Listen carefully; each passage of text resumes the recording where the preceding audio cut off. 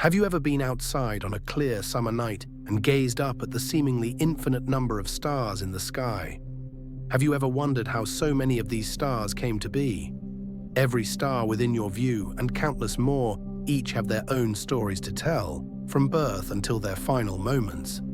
In this video, we will explore the life cycles of these luminous cosmic supergiants and gain a better understanding of what makes these dots of light in the sky so incredibly special. There are many different kinds of stars in the universe, yet they all have the same similar origin story. Stars, as we understand them today, all form from massive clouds of dust and gas, also known as nebulae. These nebulae are primarily composed of hydrogen and helium, which later becomes the fuel that stars use for nuclear fusion. When gravity causes enough of this dust to come together, the friction causes the material to heat up, and a protostar is born. A protostar is like a baby star just beginning its new life. Initially, the energy from a new star comes from its initial collapse into a protostar. As time progresses, the star begins to get energy from nuclear fusion from its core. In the core of the star, even in cases like our Sun, atoms are under such immense pressure that the nuclei of hydrogen atoms begin to fuse into helium. This process releases an unimaginable amount of energy, which lights up the entire solar system and powers the life we enjoy here on planet Earth.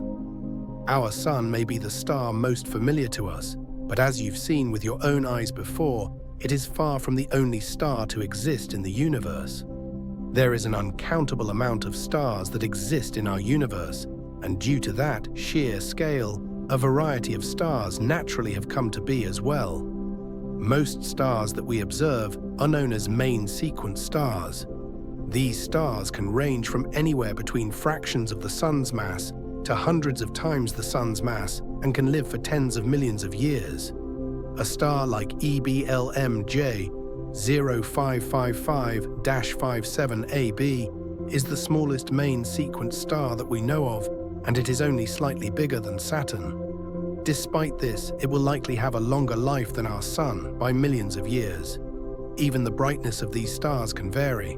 Of course, the Sun appears very bright to us, given our closeness to our cosmic neighbor, but it is far from the brightest that we know of.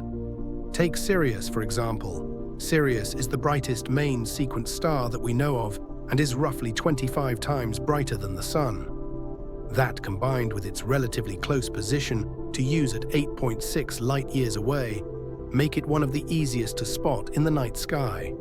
Like all life as we currently know it, stars will naturally run out of fuel at some point, and the light that once shined from them will disappear. There are two primary ways that a star will reach the end of its life. The first is by becoming a white dwarf.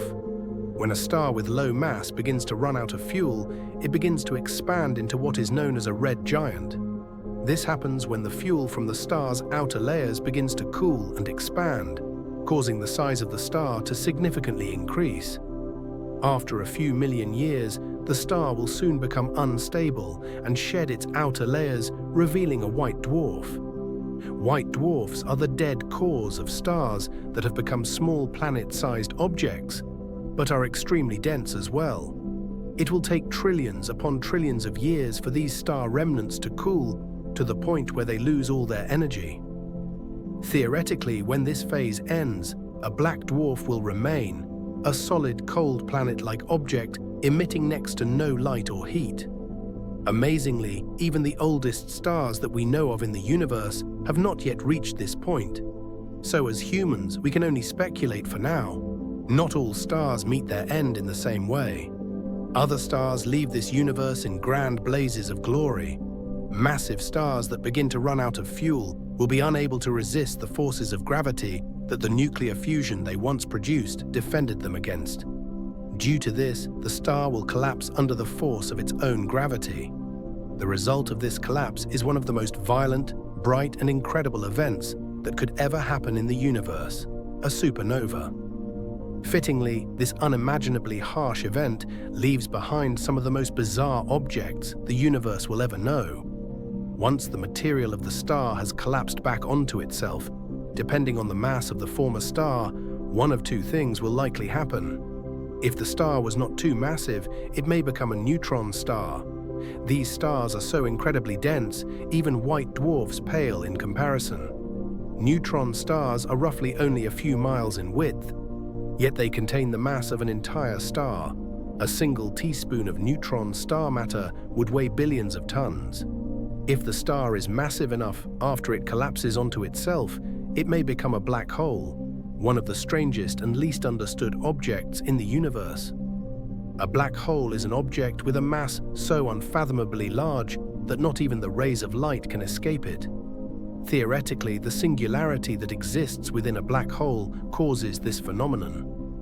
The singularity is so unbelievably small and dense that the laws of physics as we know them begin to break down at this level. Simply put, it is almost impossible to tell what lies beyond the event horizon, the final point that separates the black hole from space. They are truly the final frontiers of the cosmos. We've heard a lot about other stars just now, but what will happen to our Sun in the near future and beyond?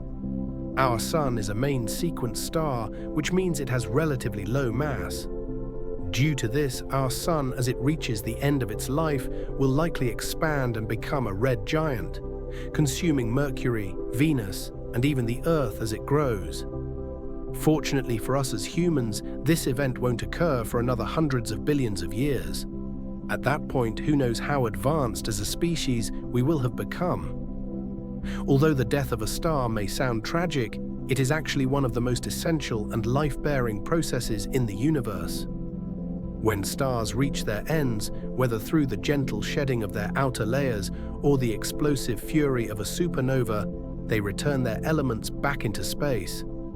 The heavy elements created in the intense cores of stars, such as carbon, oxygen, iron, and even gold, are scattered throughout the cosmos.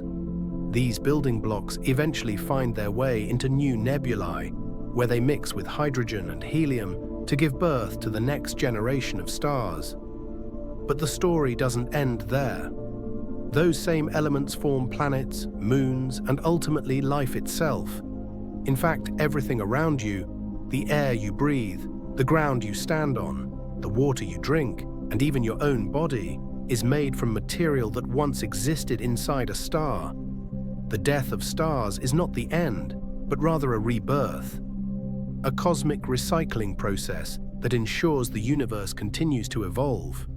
Thank you for watching. If you enjoyed hearing about the life cycle of stars, be sure to subscribe for more content like this. Take care and never stop exploring.